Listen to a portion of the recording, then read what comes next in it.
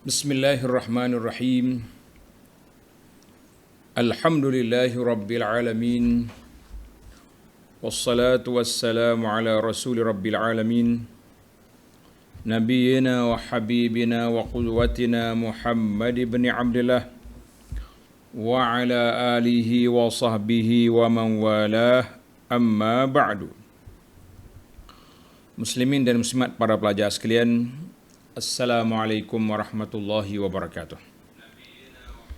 Alhamdulillah, kita teruskan bicara kita dalam kitab Hikayatun Fiqhiyatun Mukhtarah. Hikayat fiqh yang terpilih. Kisah kita pada kali ini iaitulah kisah Ibnu Umar radhiyallahu anhuma dengar satu hadis yang dia terlepas pandang, iaitulah hadis kelebihan solat jenazah dan ikut jenazah sampai ke kubur, sampai dikebumikan. Kita tengok bagaimana reaksi Abdullah bin Umar apabila mendengar hadis yang menyebut tentang kelebihan ini, untuk kita mengambil pengajaran dan iktibar. Bila kita dengar hadis, dengar riwayat-riwayat fadilat yang sahih dari Nabi sallallahu alaihi wasallam, apakah sikap kita? Hikayat kita ini al-hikayatul khamisah wa tis'un. Hikayat yang ke-95, hari 26 Oktober 2021. An Amir bin Sa'd bin Abi Waqqas radhiyallahu anhu annahu kana qa'idan 'inda Abdullah bin Umar radhiyallahu anhuma id tala'a Khabbabun sahibul maqsurah. Amir bin Sa'd bin Abi Waqqas menceritakan, pada suatu hari dia duduk dekat dengan Abdullah bin Umar, sahabat besar ni, as-sahabi al-jalil Abdullah bin Umar ni. Istala'a Khabbab, tiba-tiba Khabbab keluar daripada sebuah bilik, keluar. Faqal, bila dia tengok Ibnu Umar, dia pun tanya, ya Abdullah bin Umar, ala tasma'u ma yaqulu Abu Hurairah? Abdullah bin Umar, aku nak tanya, tuan dengar ke tidak hadis yang diriwayat oleh Abu Hurairah? Abu Hurairah kata apa? Annahu sami'a Rasulullah sallallahu alaihi wasallam yaqul. Dengar ni, berlegar hadis ni di kalangan beberapa orang sahabat. Khabbab tanya Ibnu Umar, mu dengar ke tidak Abu Hurairah dengar riwayat hadis daripada Nabi sallallahu alaihi wasallam? Baginda Nabi bersabda, man kharaja ma'a janazatin min baitiha wa shalla 'alaiha. Siapa dia keluar ikut jenazah daripada rumahnya dan dia pun solat ke atas jenazah itu. Maknanya kita pergi solat jenazah. Thumma tabi'aha hatta tudfana. Kemudian dia ikut jenazah sampai ke kubur sehingga dikebumikan. Mana bukan setakat solat je, kita kena ikut jenazah sampai kubur, dikebumikan. Apa dia dapat? Kana lahu qiratan min ajrin. Maka baginya dua qirat. Dua qirat maknanya dua gunung pahala yang besar. Dia dapat dua gunung pahala yang besar. Kullu qiratin mislu Uhudin. Hadis ni serta masalah. Dia kata setiap bukit itu pahala dianya sebesar bukit Uhud. Ini kita nampak tuan-tuan, bukit Uhud ni bukan bukit kecil. Bukit sungguh, bukit kata orang bimaknal kalimah, bukan kata pusu tidak, bukit. Dalam kitab sejarah Madinah ni, tuan-tuan tengok ada ukuran berapa besar bukit Uhud ni, berapa panjang dia, 6 km. Panjang bukit. Dia punya ketinggian dia berapa? Lebar dia banyak mana? Tuan-tuan tengok dalam buku saya ni. Madinah Munawwarah, kelebihan dan sejarah. Dalam tu ada. Hadis ni pun ada juga dalam ni. Kita bawa setiap tempat di Madinah tu, kalau ada peristiwa, ada hadis yang berkaitan, ana letak dalam kitab ni. Supaya senang tuan-tuan pergi Madinah, boleh menghayati hadis, menjiwai hadis dan tempat. Uhud, tu dia. Nampak. Duduk sini kita nampak dalam kepala, nampak dalam kamera, nampak dalam gambar kan. Baik. Wa man shalla 'alaiha thumma raja'. Siapa dia pergi solat jenazah kemudian dia balik. Dia tak ikut jenazah ke kubur, kana lahu minal ajri mislu Uhudin. Maka dia boleh pahala satu bukit Uhud ya. Satu qiratnya. Bukan dua qirat. Qirat ni payahlah kita nak ukur sebab dia qirat ni dia ada dua kategori. Satu dia panggil qirat kalaulah ukuran sungguh. Qirat ni dia ada ukuran lain pula. Tapi qirat dalam pahala solat jenazah ni besar bukit Uhud, satu qirat. Siapa dia bela anjing pula hilang qirat juga. Tapi qirat hilang ni bukan qirat pahala. Lain. Kecil sikit dia punya bilangan. Kalau besar bukit Uhud, setiap hari hilang pahala, apa yang tinggal pada orang pembela anjing tu? Jadi kita faham. Maknanya qirat di dalam timbangan pahala besar bukit Uhud, qirat kerugian pahala kecil. Dan qirat dalam timbangan mah dengan perak lain pula. Jadi kita setiap benda tu ada timbangan dia yang tersendiri. Jadi kita kata sebab itu para penceramah kena hati-hatilah. Jangan bawa adik ni, siapa dia bela anjing setiap hari hilang bukit Uhud. Habis pahala awak banyak mana ada? Ini kita kata kena hati-hati dalam qadar yang disebut oleh Nabi SAW, perlu pada penjelasan para ulama. Baiklah.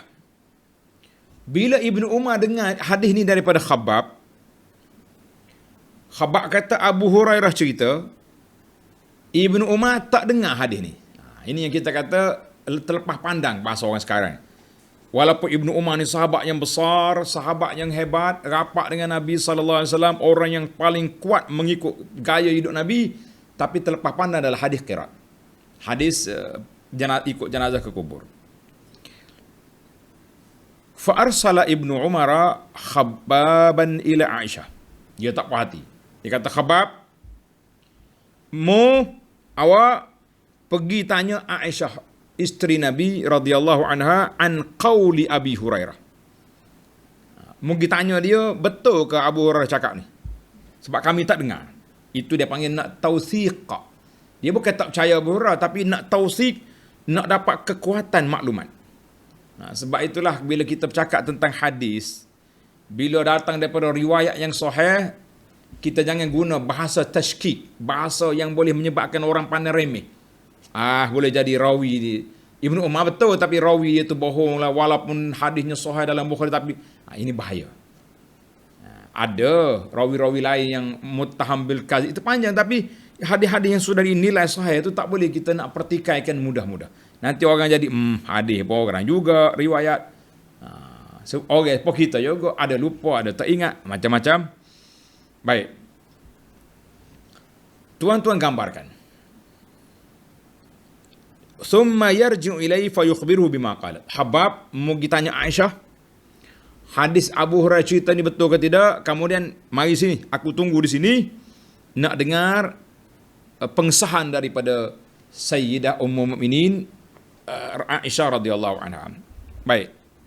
Tuan-tuan gambarkan, Ibnu Umar ada buat apa sambil menunggu keputusan? Biasanya orang tunggu keputusan ni resah. Kita nak tunggu apa-apa keputusan apa? Resah. Waktu isteri nak bersalin, duduk lebar kita dekat luar. Habis zikir baca. Minta Allah tak selamatkan. Tak usah kata apa tuan-tuan. Kita pergi suat cocok dalam hidung, nak tahu keputusan positif negatif ni pun tak lalu makan juga. Maknanya nampak gambaran bagaimana Ibnu Umar menunggu keputusan. Wa akhadha Ibnu Umar qabdatan min hasba al-masjid. Ibnu Umar duk pegang anak-anak batu masjid. Duk pegang dengan tangan dia. Orang Kelantan kata duk ramah batu ni. Menunjukkan orang tu tak tenang. Kita kena tengok orang. Kadang-kadang orang dia stres, dia nak marah. Ada ketah di tangan dia. Dia akan ramah ketah ni. Konyok ketah ni. Apa dia ramah ni? Maknanya buat. Ibnu Umar nampak dia tu resah. Dia duduk pegang anak batu. Zaman Nabi tak ada kapek, tak ada marmar, tak ada mozaik ni. Ada batu-batu kecil. Dia ada pegang anak batu tu dengan tangan dia. Sehinggalah Khabbab datang. Masya Allah. Bila Khabbab datang, faqala. Kata Khabbab, ya Ibnu Umar. Qalat Aisyah radhiyallahu anha. Aisyah kata, Sadaqa Abu Hurairah. Benar apa yang diriwayat oleh Abu Hurairah. Kita kata Masya Allah. Bagaimana respon Ibnu Umar? Fadaraba Ibnu Umar bil hasal ladzi fi yadihi ila al-ardh. Ibnu Umar campak anak batu di tangan dia tu. Campak. Summa qala, kemudian dia kata, laqad farratna fi qararit katsirah. Betapa banyaknya gunungan pahala kita telah rugi. Mana kita telah kerugian banyak gunung-gunung pahala. Hadis ini riwayat Imam Muslim. Jadi para jemaah sekalian, tengok bagaimana respon para sahabat bila terlepas pandang untuk beramal dengan hadis Nabi sallallahu alaihi wasallam sampai begitu penyesalan mereka. Kita hari ini orang cakap ini hadis Nabi sahih, bacaan riwayat daripada Nabi sallallahu alaihi wasallam tak sedap. Nabi kata nak tidur baca ayat kursi, baca 3 kul tiup tubuh kita, baca zikir-zikir bismika rabbi wada'tu jabi, tak apa nak jadi. Hak jadinya baca bismillah 41 kali, pergi hadiah ke tok wali mana, itu bacaan sebelum tidur. Hak ni hak jadi. Kita kata ajaib wallah. Di mana title kita Ahlus Sunnah? Pejuang Ahlus Sunnah di mana?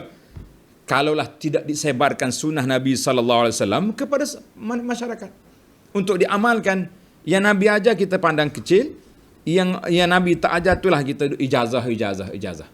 Habis orang percaya belaka pakat duk gantung di tengkuk habis.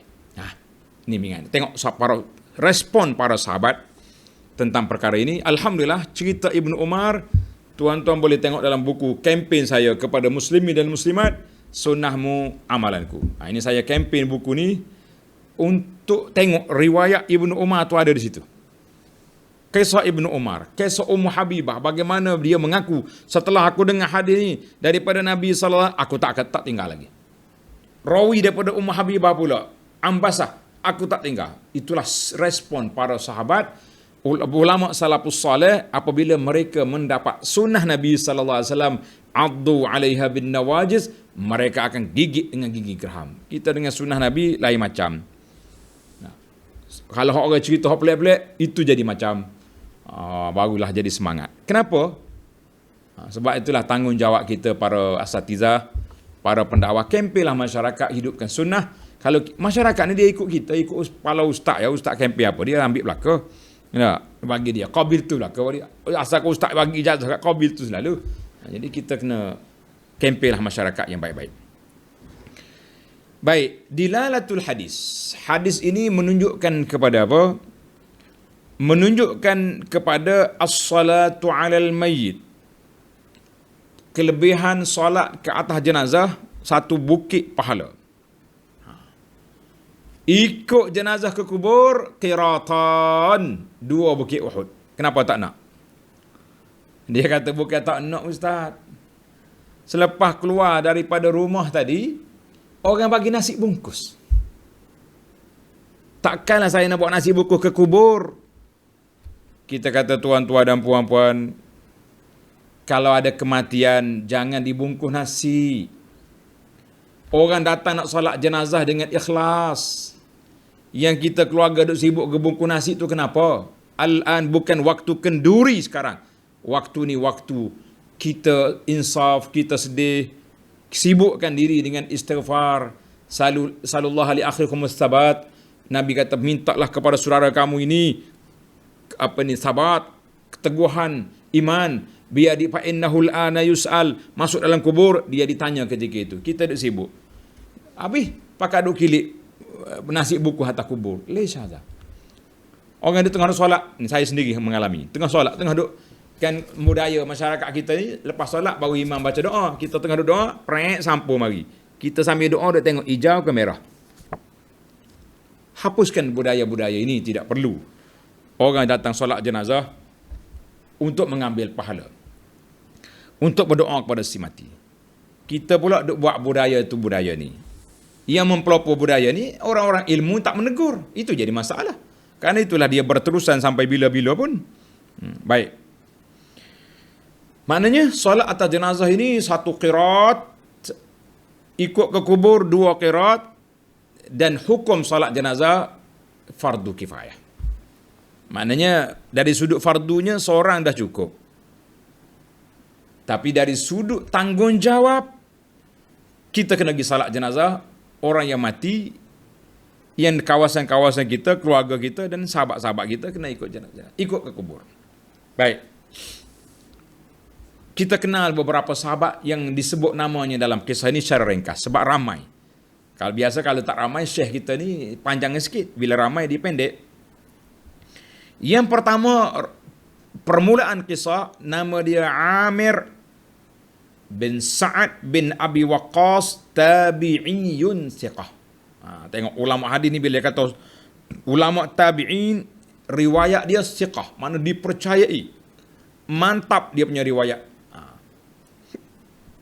Dia meriwayat daripada ayah dia Sa'ad bin Abi Waqqas, sahabi Sayyidina Utsman, Abu Hurairah, Ibnu Umar, Aisyah dan beberapa orang sahabat lain radhiyallahu anhum. Riwayat daripadanya anak dia sendiri nama Daud, ulama tabi'in Sa'id bin Musayyab, dan dia ni Sa'id ni teman dia, kawan dia. Mujahid, Az-Zuhri dan beberapa orang ulama tabi'in yang lain. Amir meninggal di Madinah tahun 104 rahimahullah wa radhiya anhu. Yang mendengar cerita ni pula siapa? Abdullah bin Umar. Manhu, siapa dia? Abdullah bin Umar bin Al-Khattab radhiyallahu anhuma, sahabat Nabi sallallahu alaihi wasallam dan di antara sahabat yang sangat kuat mengikut sunnah Nabi sallallahu alaihi wasallam. Sahabat yang banyak meriwayat hadis daripadanya. Salah seorang yang dikenal dengan nama mufti di kalangan sahabat, ahadul fuqaha as-sahabah. Tapi hadis ini terlepas pandang. Ibnu Umar tak dapat maklumat kecuali melalui sahabat yang lain. Jadi sahabat riwayat daripada sahabat. Itu yang dia pelik tu. Kita tak boleh nak katalah semua dia ni, itu Allah Ta'ala nak bagi tahu kepada kita bahawa ilmu ni luas. Bila dikumpulkan semua, barulah nampak terkumpul hadis-hadis itu. Kita kata alhamdulillah. Yang ketiga, baik. Ibnu Umar mati pada tahun 74, umur dia sudah 87 tahun dan dikebumikan di Mekah. Di kata sini, kubur dia di Mekah. Hikayat dia panjang sikit, telah kita cerita pada hikayat nombor 89 yang lepas. Atau nombor 5 di awal dulu. Yang ketiga, Khabbab. Baru je cerita Khabbab. Khabbab semalam sudah ada cerita dia. Keluar lagi nama dia hari ini, maka kita sambung cerita. Khabbab ini, tuan-tuan masih ingat kot, di antara orang Islam yang awal masuk Islam. Dan dia pandai tukang besi di Mekah. Dia telah diazab, diseksa dengan begitu dahsyat dengan sebab Islam dia. Buat-buat kafir bakarkan api, letak atas belakang Khabbab. Khabbab kata api itu mati dengan sebab lemak keluar di kulit dia. Allahu Akbar. Masya Allah. Pernah Sayyidina Umar interview sahabat-sahabat ni. Apakah pengalaman kamu menghadapi cabaran Quraisy di Mekah? Apa dia? Khabbab kata, ya Amir Mukminin, unzur ila zahri. Tengok belakang aku ni. Faqala Umar, ma ra'aituka al-yawm. Umar kata, aku tak tengok satu benda yang dahsyat, bekas api ni terbakar di belakang dia. Mati dia di Kufah tahun 37. Umur dia 73. Jenazah dia disolatkan oleh Sayyidina Ali bin Abi Talib.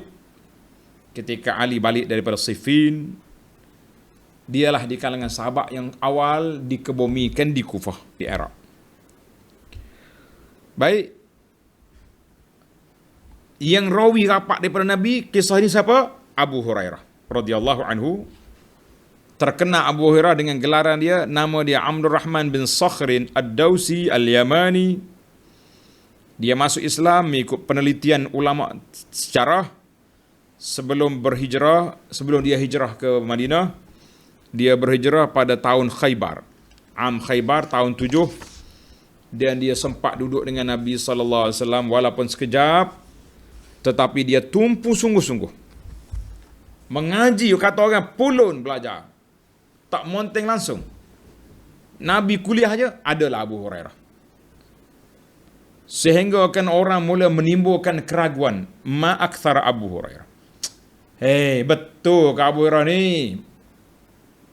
Meragukan ni. Hadis dia banyak sangat ni. Kenapa? Kita jangan cakap macam ni. Ini pemikiran-pemikiran pokok orientalis yang nak tashkik kepada sumber syariah yang kedua, iaitu hadis. Ada juga kadang-kadang orang kita ni bercakap condemn tentang ulama hadis ni, bahaya. Nanti orang tak percaya kepada ulama hadis, habis hadis palsu dengan hadis sahihnya gomo belaka. Nauzubillah. Yang kita marahnya duduk sebab hadis palsu, kita suruh sebab hadis sahih, kan dia terbalik pula. Jadi bila orang tanya, Abu Hurairah ni betul ke awak ni? Respon Abu Hurairah, qala innakum taz'umun anna Abu Hurairah yukthirul hadis. Kamu cakap-cakap Abu Hurairah banyak riwayat hadis daripada Nabi sallallahu alaihi wasallam. Kamu kena tahu, aku ni miskin, tapi aku tunggu Nabi sallallahu alaihi wasallam. Nabi nak kuliah, aku ada. Nabi mengajar, aku ada. Ala mil'it batni, kata dia, aku belajar dengan kadang-kadang ikat perut kosong, tak ada makanan. Orang lain, muhajirin sibuk dengan kebun dia, orang Ansar sibuk dengan jual beli, aku sibuk tunggu Nabi sallallahu alaihi wasallam. Satu hari Nabi kata, siapa dia buka, hamparkan dia punya pakaian ridak dia ni, tak sini. Waktu Nabi mengajar, mau buka kain, buka ridak tak. Selepas Nabi mengajar, lipat, ambil. Kamu tak akan lupa apa-apa. Ini fatwa Nabi sallallahu alaihi wasallam. Kalau kita ni tak tahu jadi ke tak ni. Jadi Abu Hurairah kata, aku telah buka kain aku selepas Nabi kita selesai bercakap, aku pun lipat. Fa wallazi nafsi biyadihi ma nasitu syai'an sami'tu minhu. Abu Hurairah kata, lepas pada tu, dengan berkat mukjizat Nabi sallallahu alaihi wasallam, aku tak lupa lagi apa saja yang Nabi cakap. Hak Nabi royak, aku ingat belaka. Masya-Allah, tabarakallah. Yang kelima, tempat rujukan kepada para sahabat ni siapa? Sayyidah Aisyah radhiyallahu anha. Sebab dia orang paling rapat dengan Nabi. Maka orang pergi tanya dia, ya Ummul Mukminin, engkau ni ahabun nisa ila Nabi, wanita yang paling disayangi oleh Nabi sallallahu alaihi wasallam. Alimatun, orang alim, faqihatun, abidah, alim, faqih, ahli ibadat. Jadi itu sifat Aisyah radhiyallahu anha. Maka orang setiap bila timbul isu di kalangan sahabat ni berbincang, mereka akan rujuk pada Aisyah. Dan dia akan cerita berlaku. Jadi dalam peristiwa ini, apabila Khabbab datang tanya Aisyah, Aisyah kata, bersadaqa Abu Hurairah. Benarlah apa yang diriwayat oleh Abu Hurairah itu. Aku tahu, aku dengar. Radhiyallahu anha wa an jami'i ummahatil mu'minin. Baik, isu yang keenam, as-salatu 'alal janazati fardu kifayah. Hukum solat jenazah ni fardu kifayah. Bila ada sebahagian yang solat, yang lain tu gugurlah dosa, tak dosa. Tapi kalau pergi boleh pahala. Kalau tak ada langsung orang solat, semua berdosa belaka. Semua sekali berdosa. Dalilnya hadis yang diriwayat oleh Imam Bukhari dan Muslim. Daripada Jabir bin Abdullah radhiyallahu anhuma qala, Qala an-nabiy sallallahu alaihi wasallam tuwfiya al-yawm rajulun salih min al-Habash. Hari ini telah mati seorang laki-laki yang soleh di negeri Habasyah. Siapa dia tu? Nuh, Najashi. Fahalumma fasallu alaih. Mari kita kumpul, kita solat ke atasnya. Katanya solat itu solat jenazah ini. Fasafafna fasallan Nabi sallallahu alaihi wasallam wa nahnu sufuf. Jadi kami pun buat saf, kami pun solat. Hadis ini muttafaqun alaih. Bukhari Muslim mengeluarkannya. Kata di ulama, kalaulah wa lima sabatapi Muhammadul muslim alaihi fi hayatin Nabi, sahabat-sahabat di zaman Nabi semua pakat solat jenazah, lepas Nabi wafat pun solat jenazah, menunjukkan ini adalah merupakan satu perkara ijma'. Solat jenazah itu adalah merupakan suatu perkara yang disyariatkan dan menjadi kewajipan. Baik. Walaupun dia fardu kifayah, sebahagian buat, yang lain tu tak dosa, tapi galakkan yang disebut dalam hadis ini sangat besar. Apa dia? Nabi bayangkan pahala dia qirat besar bukit Uhud. Kalau kita kata qirat emas, lain. Tengok dalam kitab saya baca ni, dikata al-qiratu waznan yusawi 1295 gram emas. Kalau kata qirat emas 1295 gram. Orang Kelantan kata tak kata qirat, dia kata karat. Berapa karat emas ni? Itu karat tu qirat tu. Ni token-token emas ada ni boleh sahkan. Dia kata karat tu qirat tu karat emas. Emas ni berapa karat? Bukan karat besi tu. Karat tu tak ada apa. Kan? Kalau nak ukur dari sudut masafah ukuran, dia kata 175 meter. Lebih kurang. 175 meter. Itu qirat. Tapi, oleh kerana pahala ni besar, maka Nabi SAW gambarkan qirat ni bukan 1200 gram. Ni berapa ya? 1200 gram. 1000 gram sekilo kan? Lebih sikit. Ni Bukit Uhud, panjang dia 6 km. Panjang 6 km. Besar bukit. Maka menunjukkan bahawa pahala tu pahala berbeza dengan qirat timbangan emas. Qirat pahala tak sama dengan qirat apa? Qirat dosa, kesalahan bela anjing, tak sama. Tuan-tuan cek lah dalam kitab, cari qirat al-kalb. Berapa dia punya besar. Saya pun tak sempat tadi. Mana Nabi jadikan Uhud tu satu bukit yang besar, dari sudut jarak dia, ukuran dia pun besar, timbangan dia pun berat, untuk orang yang solat jenazah. Sebab apa? Nak beri galakkan. Bila ada orang mati, kita pergi. Budaya tempat kita ni, waktu saya muda-muda, budak-budak dulu, lain. Bila kita nak pergi solat jenazah, tak lagi awak, kenapa?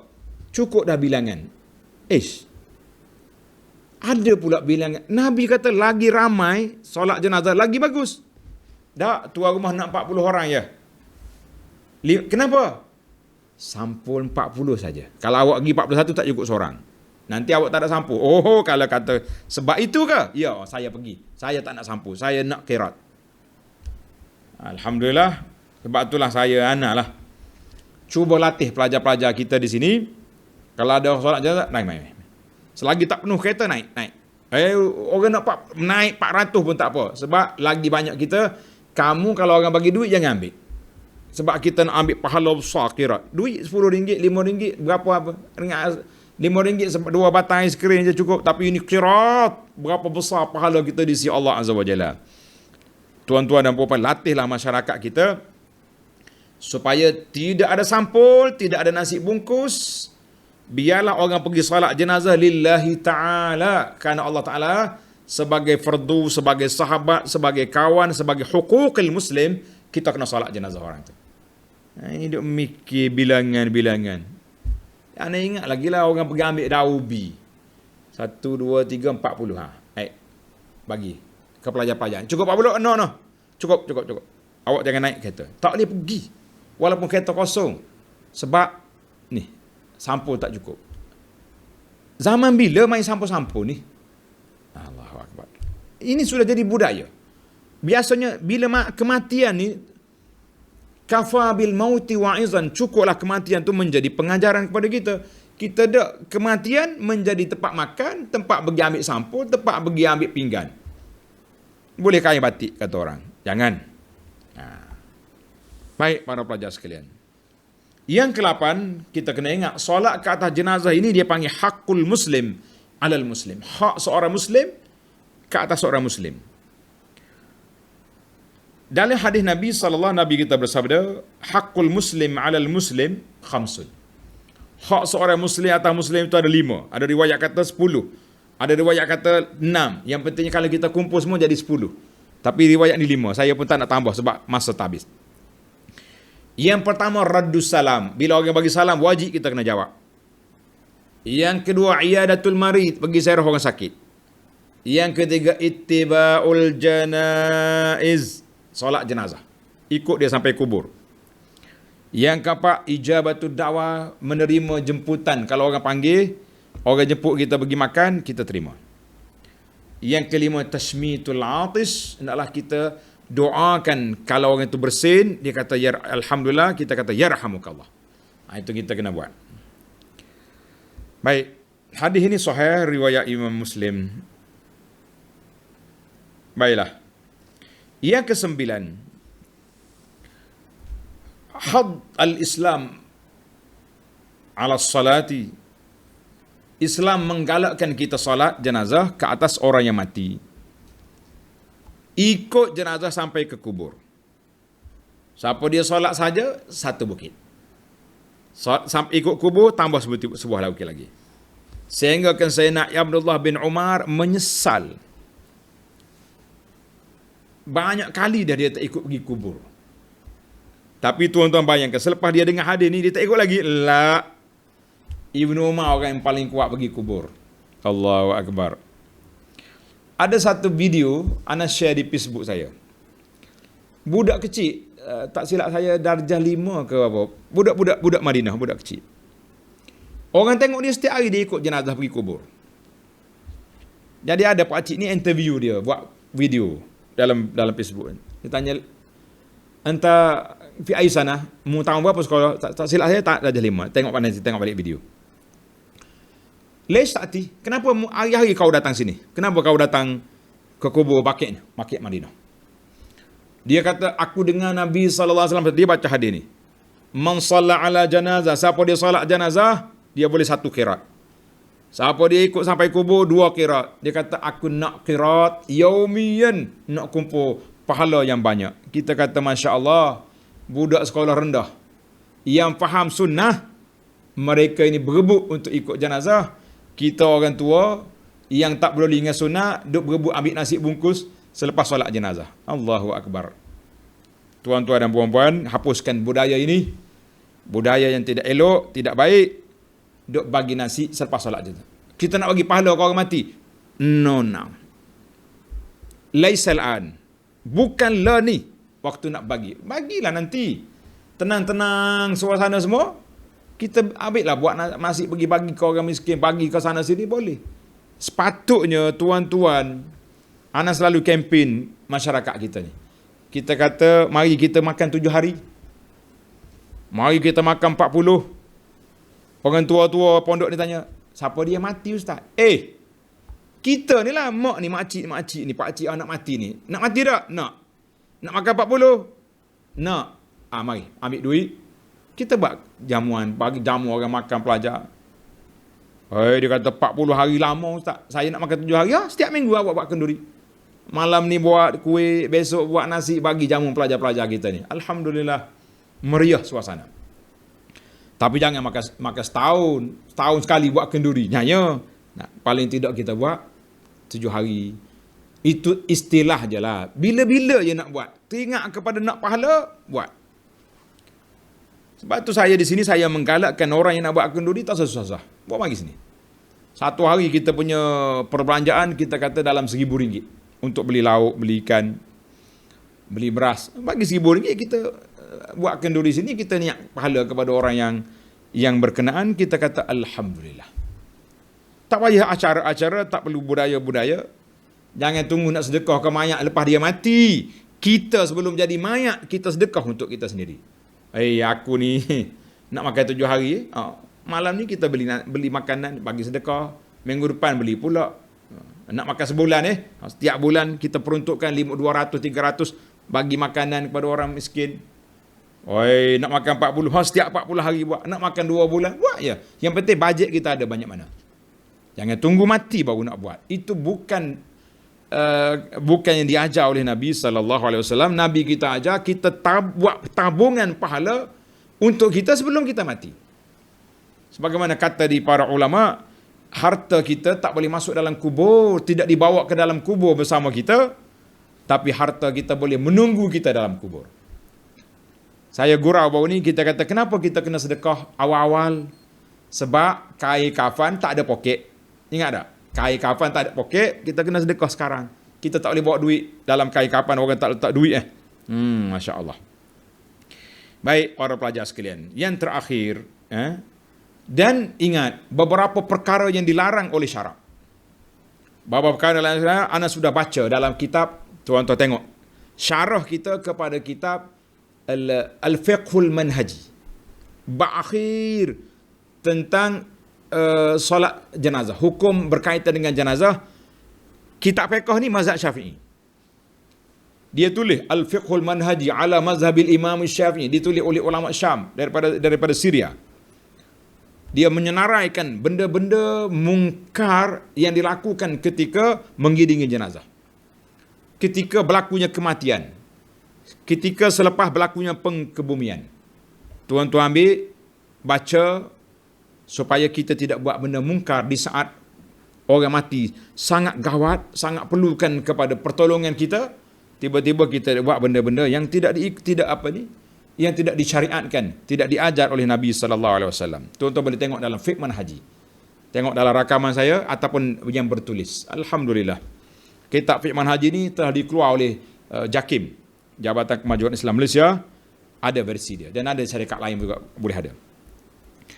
Jangan, kita kadang-kadang bila imam yang buat hal, orang kampung akan ikut. Lama-lama jadi budaya di situ, bertempat. Allahu Akbar. Baiklah. Isu ikut jenazah ke kubur ni panjang. Kita kena bincang dalam lain lah. Ataupun tuan-tuan tengok dalam rakaman kita kepada kitab Al-Mu'tamad ataupun kitab Fiqh Manhaji. Baik, yang terakhir sebagai penutup, Al-Islam dinul yusr. Islam ni agamanya mudah, tidak susah-susah amat. Tapi bila kita tengok dalam kitab fiqh, ni Tuan Syekh kata ni, Tuan Syekh buku hikayat ni, dia kata, wa qad ikhtalafa al-ulama.